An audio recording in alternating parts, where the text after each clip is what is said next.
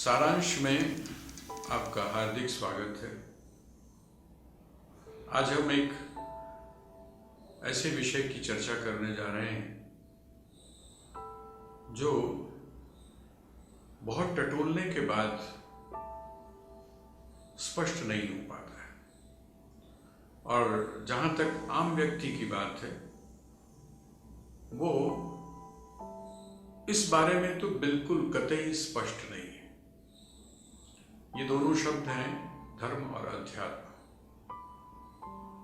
धर्म का अर्थ है यतो अभ्युदय निश्रेय सिद्धि सधर्म। धर्म का अर्थ है वो नियम या वो सिद्धांत जिनको अपनाने के बाद व्यक्ति इस लोक में भी सुखी होता है और उसकी परलोक में भी गति बहुत सुंदर होती है। पौराणिकों के अनुसार वो ऊर्ध्व गति को प्राप्त करता है, अर्थात उच्च लोगों को प्राप्त करता है, स्वर्ग आदि लोगों को प्राप्त करता है। ये तो है धर्म।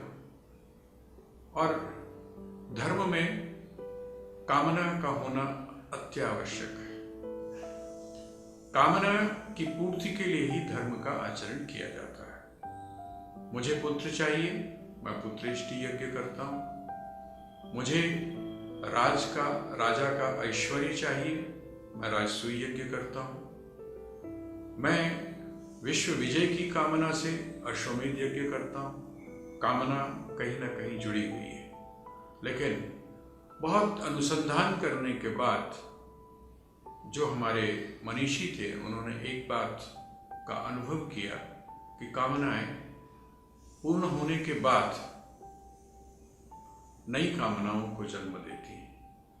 इसका मतलब कामना कभी भी समाप्त नहीं होती। तो क्या किया जाए?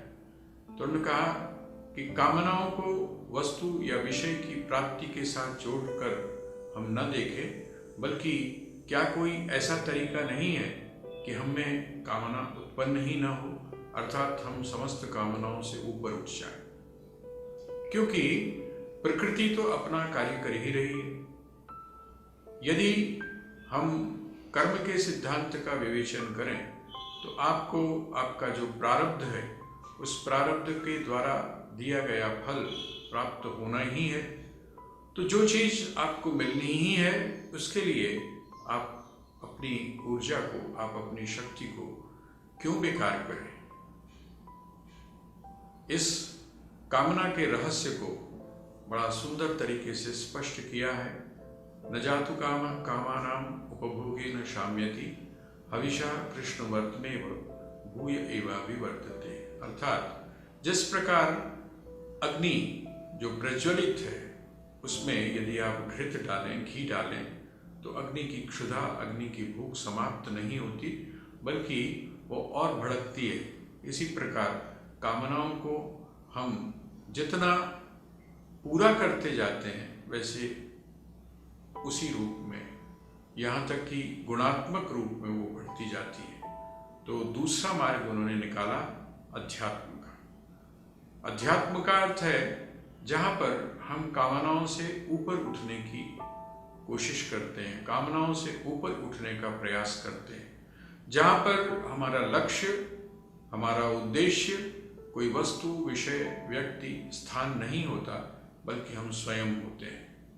अपने दिल में डूबकर पाजा सुरागे जिंदगी, तू अगर मेरा नहीं बनता न बन, अपना तो बन। यहाँ पर जीवन का लक्ष्य या साधना का लक्ष्य और कुछ नहीं होता, बल्कि होता है आत्मतत्व। आत्मतत्व की प्राप्ति के लिए जब आप प्रयास करते हैं तब वह अध्यात्म है, और संसार की वस्तुओं को प्राप्त करने के लिए जब आप प्रयास करते हैं या साधना करते हैं या यज्ञ आदि अनुष्ठानों को करते हैं, तब वह धर्म है। धर्म का संबंध कामनाओं के साथ में है, और कामनाओं से ऊपर उठने की जो साधना है वो है अध्यात्म की साधना। ये है इन दोनों में अंतर। अब आप स्वयं सोचिए कि आप उलझन में पड़ना चाहते हैं कामनाओं की, या कामनाओं से मुक्त होना चाहते हैं। आप उस नदी की तरह रहना चाहते हैं जो उबड़ खाबड़ रास्ताओं से चलती हुई बहुत सारी ठोकरें खाती है, या आप सागर की तरह विशाल होना चाहते हैं जिसमें समस्त कामनाएं या समस्त नदियां आकर मिलती हैं और शांत हो जाती हैं। हरि ओम तत्सत, हरि ओम तत्सत, हरि ओम तत्सत।